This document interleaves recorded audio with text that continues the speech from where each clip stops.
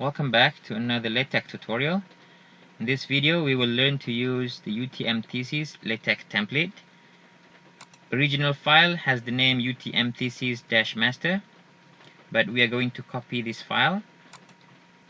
So right now I have done that, and I have renamed it to tutorial_mtz_v1. So it's a good practice to insert the version number, because as you progress throughout your writing, you will have different versions of your thesis, and you don't want every modification to be in the same version. So let's get straight into the text file. We will go through briefly from the beginning to the end of the document. So the first line here specifies that you are using the UTM thesis template, and the next several lines will be the preamble. This is where you specify the packages that you need to use throughout your text file. And then you have your starting of the document, which is begin document.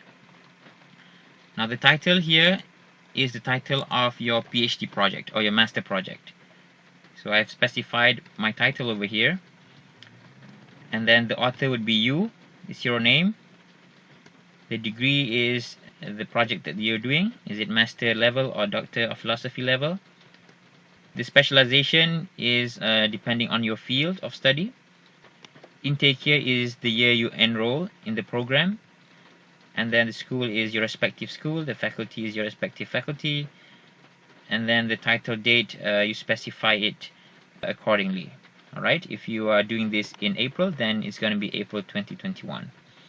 The award number depends on the number of degree that is listed down here. For example, I have a Doctor of Philosophy thesis. It's going to be number 5. The name of your supervisors should be specified over here. If you have more than one supervisor, then you can specify on the following line, Super 2 and Super 3. So for now, I only have 2 supervisors. So the first writing section that appears in the template is the dedication, and that will be followed by acknowledgement, and finally the abstract. The abstract is divided into English and Malay abstract.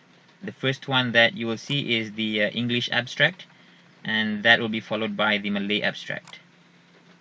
So I actually introduced a single spacing right here because the abstract is quite long. But in normal circumstances, you can omit this single spacing formatting and do the same for the English abstract. So in UTM, your abstract should not exceed 1 page. In the normal situation, my abstract actually ended up overflowing from 1 page, so that's why I used single spacing. Once you make some amendment, it is advisable to compile. So what I'm doing now is I'm compiling the LaTeX code over here, and let's see if we hit this button. Yes, the abstract is beyond 1 page, so that's why I used single spacing. So for now, let's stick with the single spacing format.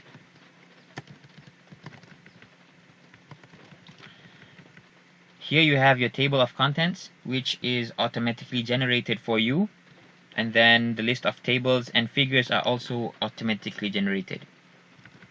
This is followed by the list of abbreviations. The way you write it is already given here. You can just copy and paste the syntax here, and then you add your own abbreviations. So here I have a long list already, and same goes to the list of symbols. The syntax of adding the list of symbols is already given here. You just need to follow and input your own symbols. So the way to write symbols in LaTeX is quite straightforward. If you have the Greek letter alpha, then you just type in alpha, and then if you have an subscript, for example alpha sub m, then it's basically what you speak, alpha sub m. You write it back. This will give you the exact letter that you intended to write. Let's see, if we compile that, we can look over here. We have alpha sub m, and then we have a bunch of other symbols as well. So you can learn to write symbols mathematical symbols especially, just by looking at the list of symbols here. If we go down further, we will see that the main chapter of the thesis starts with the introduction. Okay, we have generally 5 chapters. If you have more chapters to be added, you can simply add in / chapter. In LaTex, they already provided some assistant in writing. If, for example, you type in chapter, there will be a list of options to be selected. So you can select the first one. So without typing the whole thing, right? Okay, for example, this is the first chapter. Let's compile that. If you notice, the first chapter just now, before we introduced the other chapter, is labeled as chapter 1. But now we have introduced another chapter called the first chapter. That becomes chapter 1. So we want to put another label. Let's say chapter 1 here, and change this label to chapter 2. That's if you introduce another chapter. But if we just use the default segmentation, this introduction chapter will be chapter 1. And then you can always section or divide your chapter into a few sections. For example, here we have 2.1 research background. You can write a bunch of stuff over here. And then you have section 1.2 and section 1.3. And then finally you get to the end of the chapter and introduce a new chapter, chapter literature review. That will be chapter 2. So if we compile it real quick, this chapter 3 that indicates literature review will be changed to chapter 2. Okay, there you go. Next we will learn to use the table command. We start with begin table. This chunk of code over here, it represents it represents this table over here. If you want to have a straightforward table, just the header and then the contents row by row, then you can follow this format of the code. Okay, we start with the caption. Let's say this is the normal, or this is the syntax for a normal table with several rows and columns. Okay, the number of columns depends on what you specify in this line. Begin tabular, and then you have P 3 cm, 5 cm, 5.3 cm. You can make this smaller. Let's say you make it 4 cm, and this one maybe 4, and then you add another one, P maybe 2 cm. Okay, and once you add another column, you can add the column row by row. Introduce the ampersand and then some writing, for example, example. Okay, so you will do that for each row. Each row is indicated by the 2 backward slashes. So once you reach these slashes, you will arrive at the next line, okay, or the next row. This is the new row. Okay, you introduced another column at the right, so you put another ampersand here, and then you put example. So you do the same for the rest of the rows.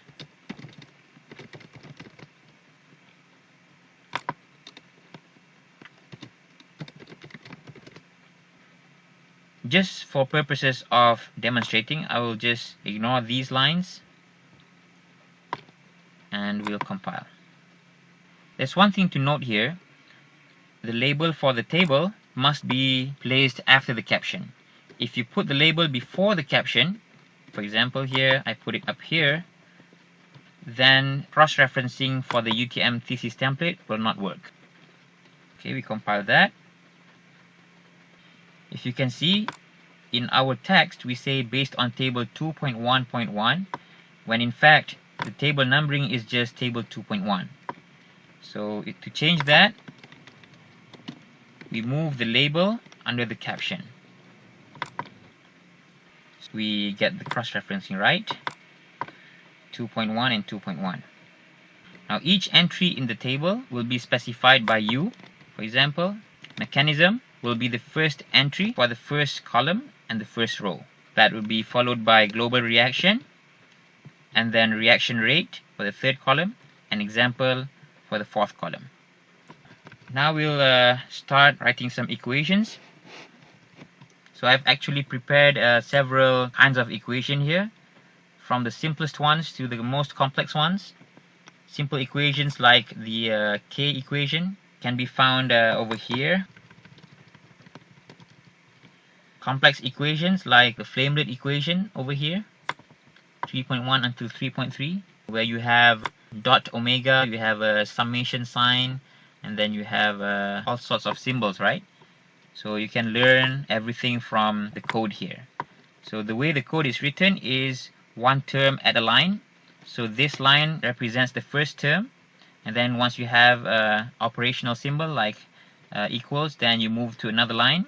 You have another operational symbol, the minus, then you move to another line, and the same goes to the rest of the equations.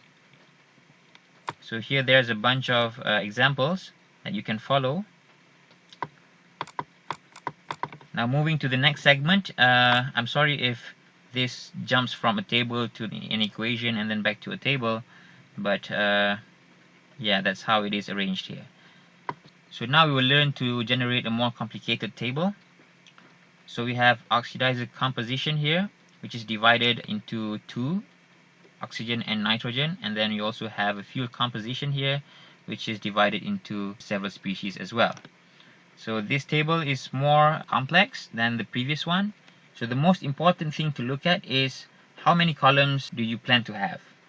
The way I do it is I write on a piece of paper how my table will roughly look like, how many parameters are there, and then let's say we have 1, 2, 3, 4, 5, 6, 7, 8, 9. We have 9 columns. Then here at the begin tabular we will write asterisk 9C, meaning 9 columns. So we have two main columns here in the middle, where the first main column has 2 sub-columns and the second main column has 3 sub-columns. So first main column will be specified here. It has 2 sub-columns, and then it has the main header as oxidizer composition here. The next main column we have 3 sub-columns, right? And then the main heading of the column is fuel composition. And then once we have written down the multi-column syntaxes, then we are free to introduce our next variable, ZST, followed by the description over here, right? So the next line here specifies a line from column 3 and 4, and the next line specifies a horizontal line from column 5 to 7. Since the next row doesn't have any entry, you will put in just curly bracket. The same goes to the second column, and once you arrive at the third column, you'll have some input, okay, oxygen followed by nitrogen, and so on and so forth. The second last column will have no input. Again, you will put the curly brackets, and the same goes to the last column. Now for each entry of the table, we will write row by row. The first row will have flame 1 as the first entry, and then we move to the next column until we finish the first row. And the first row will be terminated by 2 backward slashes, and we repeat the same process until the end of the entries. So if you notice here, this page is actually in a landscape mode. So while generating the table, we actually specified a landscape setup. So we have end landscape and begin landscape. If we scroll further down, here's some other flavors of other equations. If you want to include figures in your thesis, then you can use this section of the code. The way you do it in LaTex is you call the location of the figure. In Microsoft Word, you will simply put the figure or import it from another file, right? But here you have to write the syntax down. and then you specify the location where the figure is located. For example, my figure is located in the LaTex folder, the main folder here, but under a subfolder called Fig, and then another subfolder underneath it called ch4_obj3. Only then the location of the figure is found. Okay, it's called validation frame shape v4. So make sure you have the .png extension or JPG, depending on what the format of your figure is, and that will be followed by the caption of the figure. For example, this is how you insert a normal standalone figure. And then we also have another type of figure, which is called the subfigure. So a subfigure looks like this. You have many figures compiled into a single figure. So if you wish to include a subfigure in your thesis, you can use this portion of the code. Each subfigure can have a caption. For example, the first subfigure here is a 4mm HAB, and then the label must be placed underneath the subfigure command here. That will be followed by calling the figure. If you wish to place two figures side by side, you would end this calling function with an ampersand. And then you put the next subfigure, call the location of the figure, and after you specify the location, only then you put the double backward slash. With the backward slashes, it means you will enter a new line. So the figure is arranged from left to right, and then when you put double slash, the figure enters a new line. The new line contains the 8mm hub, which is this one. We repeat again the process, put ampersand here, which means no new line break, and then you proceed with the next figure, which is the 8mm hub again, and then you repeat the process until you include all the figures. Finally, you put the caption here.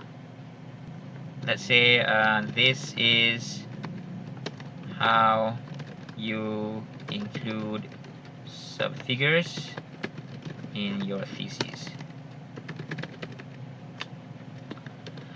One thing that is important to know is, for you to create the subfigure, you must have the subfigure package in your preamble. If you don't have this line, you cannot compile your subfigure. The first line here will only allow you to compile single figures. Likewise, you also need to have the long table package and the book tabs package to allow tables to be generated properly. So let's go back to our figure. Once we have written the caption, we can compile. So towards the end, you will see the reference section here. You need to specify the bib file. For example, here I have the bib file called mtz.phd thesis. If you actually open this file, you will see a long list of your references, and this list of references is not written by you, rather it is generated by Mendeley. So there is a long list here. To generate this list, you will need to go to Mendeley and then go to Tools, Options, BibTeX, and then specify the path that you want to save the BibTeX file. For example, at the moment I'm using a guide videos mtz, this folder. Okay, you want to save it to your current folder. Hit apply. Okay. Once you do that, it will save as library. Okay, it's different from what we have, but you can copy and paste into your own BibTeX file. For example, here, this is the library.bib. I copy all, Ctrl A, Ctrl C, and then I paste it over here in my own BibTeX file, mtz.phd-thesis.bib. So once you do that, just make sure all the citation keys here, first line of each citation, appears the same as what you have in your text file. Let's say we have Zoo 2021. that same naming must appear here. If I hit Control F and then I search for Zoo 2021, okay, I will find the exact name over here. Okay, it's case sensitive. Make sure you have all the lower and upper cases sorted out. So if you want to compile everything including the reference, first you will see that it has question marks. Hit F8 to compile all the references, or you can simply come here at Tools and hit the Bibliography drop-down menu here, and then you can rerun LaTeX again, and then another time, and you will see that the references are translated here into numbers. So if we go back further at the reference section, afterwards we will see the appendix. This is where you specify extra data that is not discussed in the results section. Okay, so you start with the syntax chapter, and then you include all necessary text and figures right here. Finally, you have the list of publications. You can specify your ISI, Scopus, and non-indexed publications. Just follow the conventional referencing. Put your name and then the name of the publication and then the journal as well. So you do this manually, and then that's the end of the template here. So that concludes this video. I hope you get something out of it. See you next time. Bye bye.